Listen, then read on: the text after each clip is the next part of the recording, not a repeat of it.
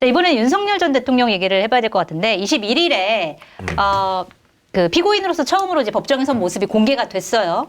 그리고 원래 첫 번째 재판에서는 막 90 몇 분 동안 본인 얘기를 막 했는데 이번 재판에서는 사실 얘기를 그렇게 많이 하지 않았고 오히려 꾸벅꾸벅 조는 모습이 이제 포착이 돼가지고 화제가 됐는데 일단 이 그 법정에서의 풍경 말도 많이 안 하고 좀 조는 모습 이거 좀 어떻게 보셨어요? 일단 형사재판에서 변호인이 있는 피고인이 그렇게 말을 많이 할 기회 자체가 없어요. 네.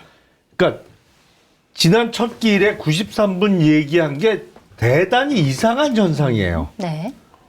그 피고인은 재판 다 끝나고 마지막 날 최후 진술할 때 얘기를 좀 하는 거지. 변호인이 있는데 뭐 피고인이 이런저런 얘기를 할 기회가 안 주어지거든요. 그래서 첫 기일이 이상했던 거고 네. 둘째 기일에 6분밖에 안 해서 많이 바뀌었다 뭐 이상하다는 게 아니고 원래 6분도 얘기할 기회가 없는 게 정상이에요. 아, 그렇군요. 그러니까 재판 진행이 좀 이상해요.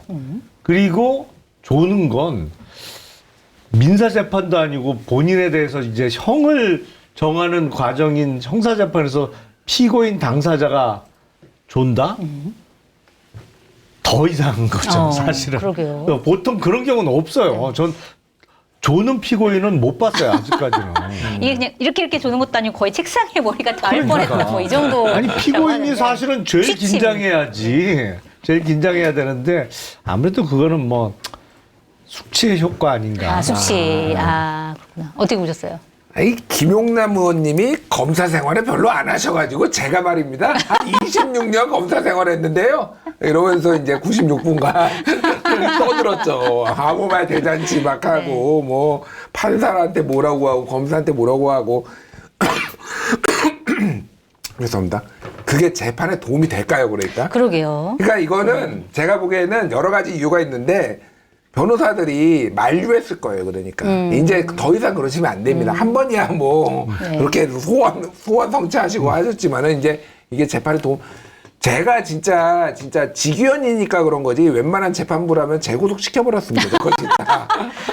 아니, 재구속 참 언제 되는 거예요? 이거 어떻게 봐야 돼요?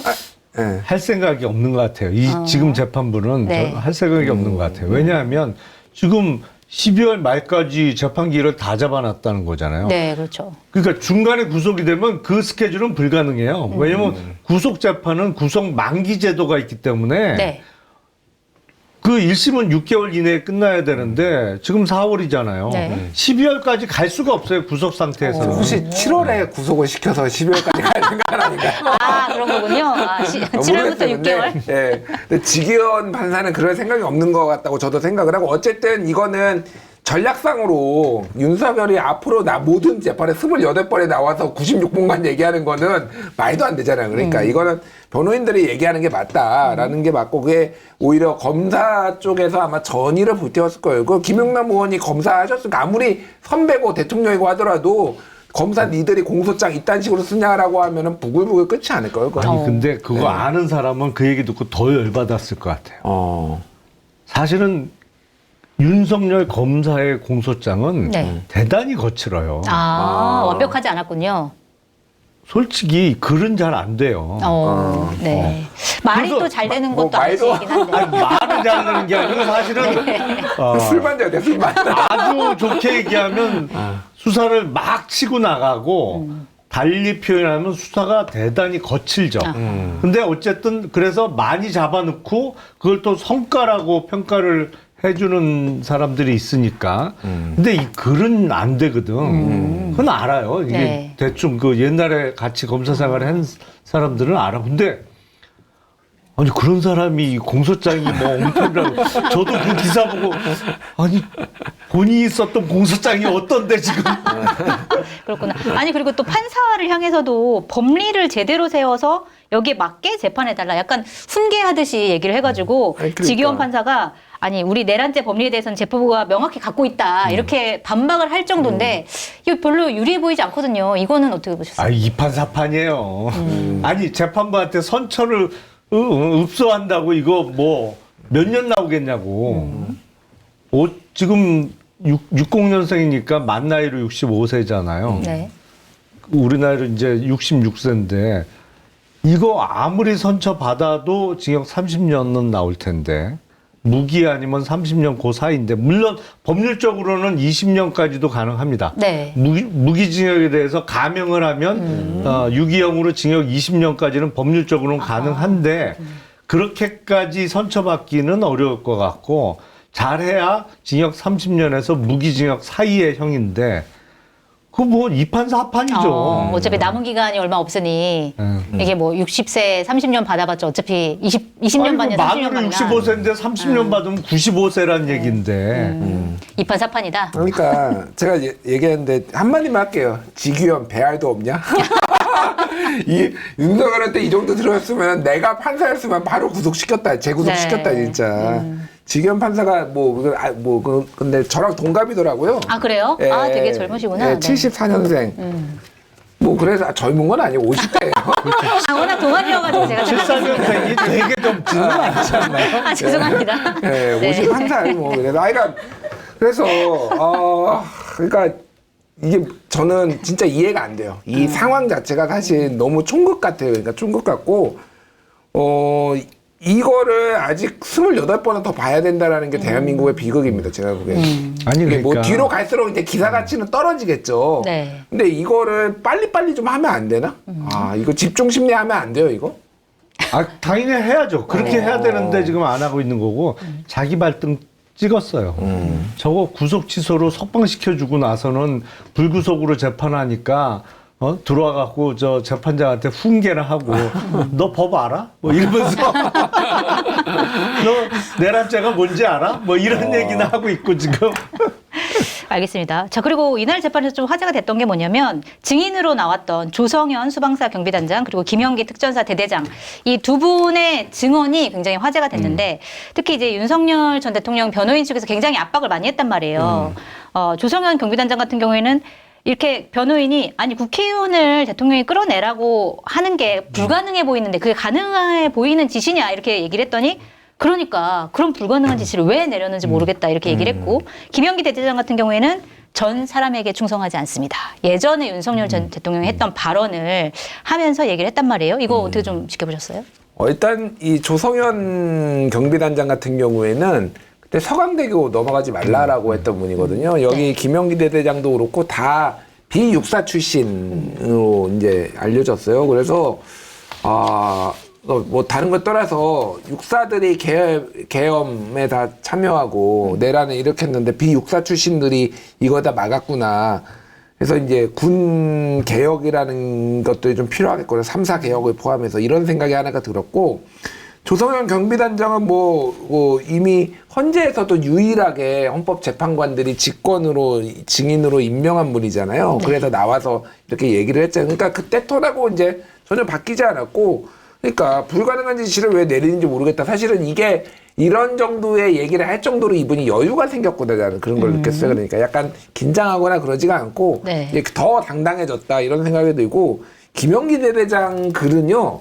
저는 약간 감명 먹었습니다. 사실. 네. 이거 뭐 길지는 않은데 그러니까 자기가 언제 이등병으로 입대를 해가지고 지금 43살인데 제가 이 군에서 받은 임무는 국가와 국민을 지키는 건데 이런 게 저한테 항명이라는 얘기를 했고 그래서 차라리 나를 항명죄로 처벌하라. 네. 내 부하들은 그러면 내란죄로 처벌 안 되겠냐 이런 얘기를 쫙 하는 거를 이제 읽으니까 진짜 군인이란 이런 거구나. 네. 저는 약간 감명받았고 윤석열이 얘기했던 그 사람에게 충성하지 않습니다는 사실은 윤석열의 입에서 나온 게 아니었거든요. 네. 정확하게는. 그래요? 그게 정가윤 의원이 증인은 사람에게 충성하지 사는 거 아닙니까? 이렇게 물어보니까 나는 사람에게 충성하지 않습니다. 대답이었군요. 네, 그런 대답이었어 사실은. 그게 너무 미화돼가지고 약간 그런 식으로 이제 된 건데 이거는 이제 일종의 이제 차용을 한 거고 패러디는 아니고 차용을 한 건데.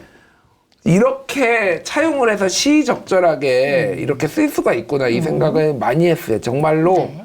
사람에게 충성하지 않는다라는 게 어떤 건지를 제대로 보여줬어. 굉장히 한번 찾아보시면 좋을 거 찾아봐서 네, 한번 전문을 한번 찾아봐야 전문을 되겠네요. 읽어보시면요 굉장히 감명 깊습니다. 저는. 네. 그러니까 내란의 주요 종사자들은 사실은 그 장성들이죠. 그것도 별을 몇 개씩 주렁주렁 달고 있던 사람들은 시키는 대로 하거나 뭐 거기에 더 적극 동참한 사람들이고, 이 증인으로 나왔던 분들은 다 영관급 장교잖아요. 아직 그 별을 못 단. 근데 보니까 이른바 우리가 뭐 흔히 똥별 얘기하지만 진짜 똥별들이었고, 영관급 장교들은 본연의 임무를 다 한 거예요. 네. 서강대교 넘어가지 마라. 그리고 부당한 명령에 대해서는 따르지 않고 사실은 명령에 불복한 거죠. 그리고 차라리 뭐 항명죄로 처벌해 달라 뭐 얘기를 한 거라, 이 벼슬 높다고 훌륭하다는 거는 전혀 정반대인 게 또 한 번 증명이 된 거고. 네. 그리고 이른바 사람에 충성하지 않는다. 근데 얼마 전에 이철우 경북도지사가 이제 대선 출마를 선언하기 직전에 윤석열 당시 전 대통령을 한남동 공간에 가서 만났잖아요. 네네. 그래서 만나서 무슨 얘기를 했냐? 이철우 지사에게 그 얘기를 했다는 거잖아요. 사람을 쓸 때는 충성심만 봐라. 그 얘기 맞습니다. 뭐야? 네. 그때 충성심은, 이게 국가에 대한 충성심은 전혀 아니에요. 그러니까 너한테 충성할 사람만 쓰라는 얘기를 한 거잖아. 반대되는 얘기를 한 거네요, 본인이. 그러니까 본인은 본인 생각은 정반대인 거예요, 사실은. 네. 예? 그때 뭐 국감장 나와서는 별 폼을 다 잡았지만 사실은 본인 생각은 정반대였던 거지. 근데 오히려 영관급 장교들이 본연의 임무를 다 했다. 네. 역시. 알겠습니다. 자, 윤석열 대통령 발언 짧게만 좀 들어볼게요. 어쨌든 계엄은 법적인 수단에 불과하다. 그리고 칼 얘기를 했습니다. 자, 칼은 요리도 하고 환자도 고칠 수 있는데 칼을 썼다고 해서 무조건 살인이라고 볼 수 없다. 이 칼 발언 때문에 또 논란인데 짧게만 좀 이 칼 발언 어떻게 들으셨습니까? 지원금을 정당하게 받도록 도와드리는 아정당을 소개합니다. 아정당 홈페이지에서 1분이면 신청 가능한 최대 17만 원까지 받을 수 있는 카드 현금 캐시백, 약정 끝난 인터넷 TV 최대 48만 원, 정수기 최대 30만 원, 휴대폰 전환지원금 최대 50만 원까지 설치 당일 약정 끝날 때마다 꼬박꼬박 현금을 받을 수 있습니다. 이 모든 혜택은 전국 가입자 수 1위 아정당을 통해 가능한데요. 365일 24시간 무료 상담됩니다. 아정당은 이사 청소도 가능한 홈서비스를 운영합니다. 이사 당일 불만족 시 전액 환불하는 국내 유일 보장이사도 가능합니다. 카드, 인터넷, 정수기, 이사 청소까지 아정당을 통해 누려보시기 바랍니다. 칼을 썼다고 해서 무조건 살인이라고 볼 수 없다. 이 칼 발언 때문에 또 논란인데 짧게만 좀 이 칼 발언 어떻게 들으셨습니까? 그냥 궤변이죠, 뭐. 궤변이다. 아무 말 대잔치고, 일단 내란죄는 명확해요, 법률적으로. 국헌문란을 목적으로 폭동을 일으켰을 때 내란이란 말이에요. 국헌문란은 뭐 입법부, 선관위 이런 거를 무력화시키는 게 바로 국헌문란이고, 폭동에는 군인들을 동원한 것도 폭동이라고 이미 본 대법원 판례가 있어요. 네. 그러니까 이건 똑 떨어지는 내란이에요. 네. 근데 여기다 대고 뭐 칼이 수술도 하고 요리도 하고 다 쓰잘데기 없는 얘기예요, 그러니까. 네. 내란죄는 어떻게 할 수가 없다. 분명하다. 어떻게. 아니, 그러니까 뭐 헌재에서 이미 저는 끝났다고 봐요. 헌재가 형사재판은 아니지만은 굉장히 깔끔한 논리로 여러 가지를 다 설명을 해줬고, 그러니까 뭐 다른 거 떠나서 그러니까 술 취해가지고 지금 사람 지나가는 민간인한테 칼 휘두른 거잖아요. 그러니까 이 미친놈이에요, 제가 보기엔 진짜로. 이런 비유조차 어울리지가 않아요. 그러니까 이게 칼을 뭐 요리란 게 쓴 게 아니라 칼을 휘두른 거 우리가 다 봤잖아요. 그러니까 그렇죠. 국회에다가 칼을 휘둘렀는데 이게 무슨 가당치 않은 비유입니까? 이거를 앞으로 최소 28조를 더 해야 된다는 게 약간 이런 얘기를 더 들어야 된다는 또 게. 이상한 얘기 또 한마디 할 테고 또 와서 좋을 테고 또 헛소리 나갈 테 이거를 28주 동안 해야 되는 게 국가의 비극이고 네. 평론의 낭비다. 아, 알겠습니다. 앞으로는 윤석열 대통령 발언은 좀 덜 물어보는 것으로 하겠습니다.